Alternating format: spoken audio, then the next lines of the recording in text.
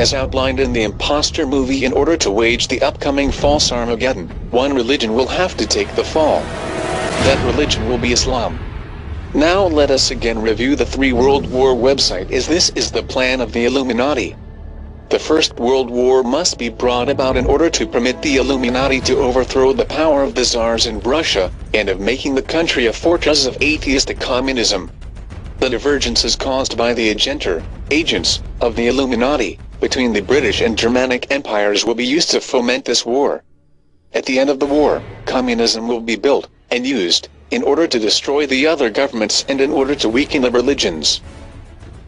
The Second World War must be fomented by taking advantage of the differences between the fascists and the political Zionists.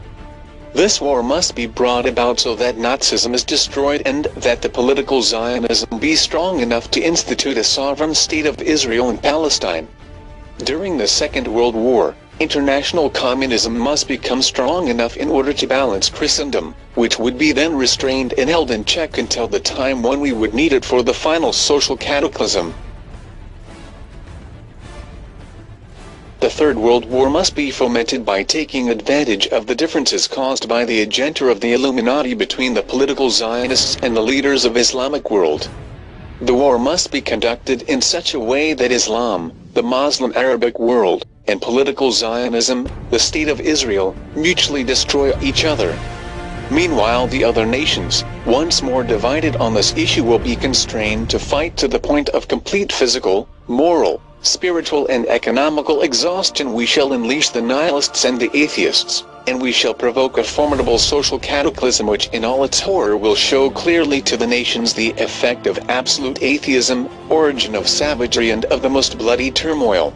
Then everywhere, the citizens, obliged to defend themselves against the world minority of revolutionaries, will exterminate those destroyers of civilization, and the multitude, disillusioned with Christianity, whose deistic spirits will from that moment be without compass or direction, anxious for an ideal, but without knowing where to render its adoration, will receive the true light through the universal manifestation of the pure doctrine of Lucifer, brought finally out in the public view. This manifestation will result from the general reactionary movement which will follow the destruction of Christianity and atheism, both conquered and exterminated at the same time. Brothers and sisters, regardless if you are ready or not, the Third World War is unfolding right before our very eyes.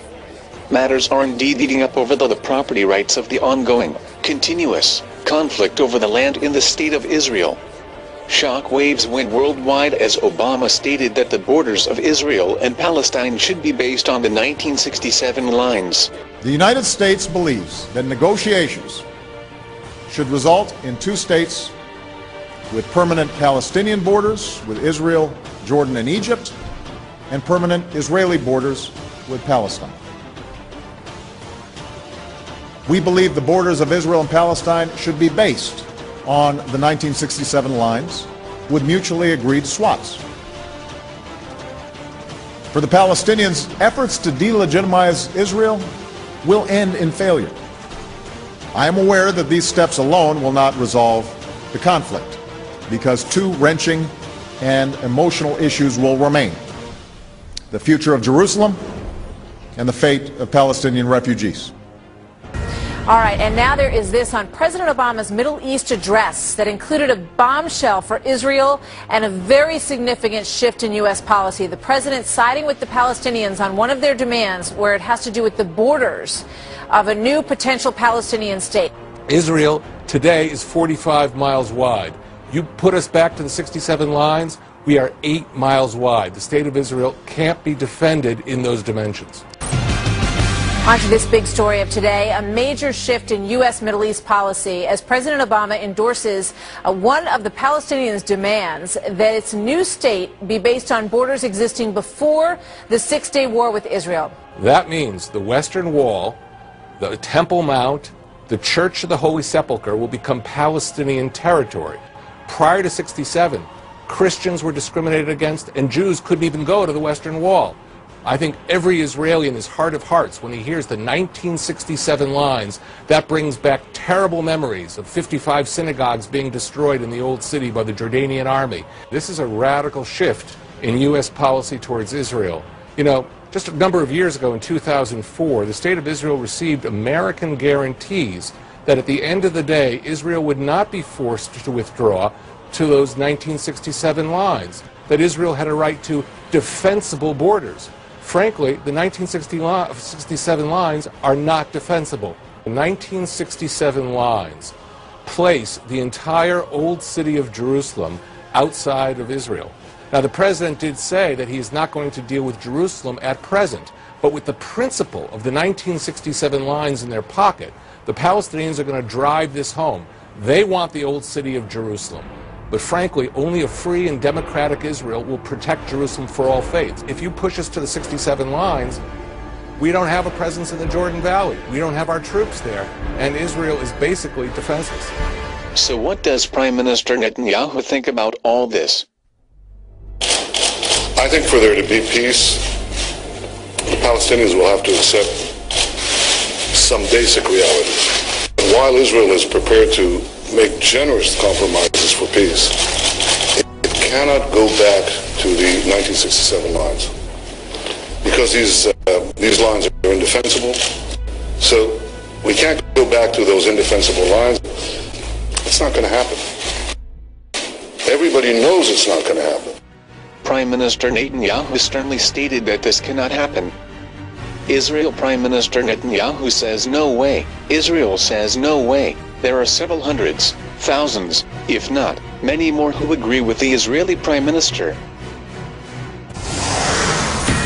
All right, we just got reaction from Israeli Prime Minister Benjamin Netanyahu after President Obama demanded that Israel return some land to the Palestinians, to the 67 borders, is the way that it is put. Netanyahu said, thanks for the peace offer. We are not making any changes. So very pointed reaction there from Benjamin Netanyahu. Israeli Prime Minister Benjamin Netanyahu followed with a lecture that was laser-focused. We both agreed that a peace based on illusions will crash eventually on the rocks of Middle Eastern reality. His impassioned remarks shot directly at President Obama, who sat silently with little emotion.